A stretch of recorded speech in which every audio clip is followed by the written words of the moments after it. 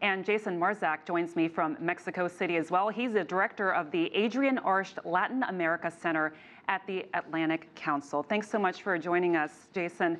Lopez Obrador has vowed during his campaign to fight what he calls the mafia of power, referring to the country's political elite. Do you think that message has helped him rise in the polls? Well, I think that Lopez Obrador has had first of all, he's run for office a number of times in the past. This is his third shot running for president. His messages remain more or less consistent over the last 12 years, and also his message when he was actually mayor of Mexico City. But his message at this point, a message of trying to help the poor, a message of anti-elite, this is a message that is resonating, of course, among his supporters, but it's also a message that we're seeing all across the world. It's a message that we're seeing across the Americas, and it feeds into, I think, the fact that many people are fed up with the political elites, with the political establishment, and that people across the world, including in Mexico, are looking for some type of change. Speaking of fed up, a lot of Mexicans are fed up with the homicide rates in the country. In May, nearly 3,000 were killed, just a staggering number. So what is Obrador's plan to turn this around?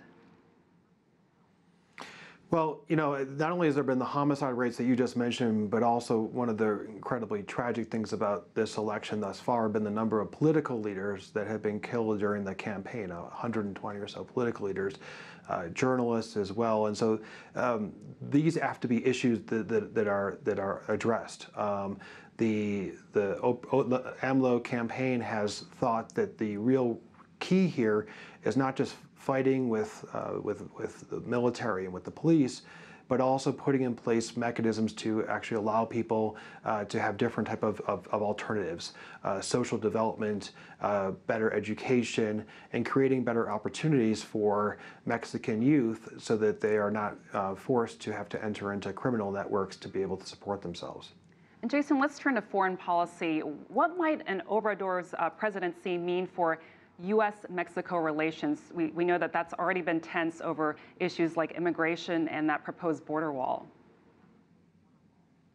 Well, I think in that regard, we'll have to wait and see, and we'll have to see what type of reaction President Trump has to the results tomorrow. If AMLO wins tomorrow, according to what the polls have him doing.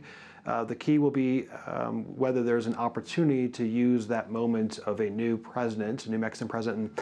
The elections tomorrow, the president won't actually take office until December 1st. They actually have 5 months of a transition period. And the question will be if there's an opportunity during that transition period to rekindle some type of better relations with the United States.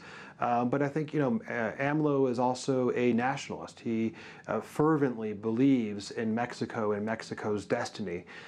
So I think he will seek to work with the U.S. when he can. He wants to come to a resolution on NAFTA. He very much is in support of the efforts that have been done by the Peña Nieto government insofar as NAFTA modernization. But I think if there's attacks against Mexico or attacks against Mexicans by the U.S. president, AMLO won't hesitate to respond.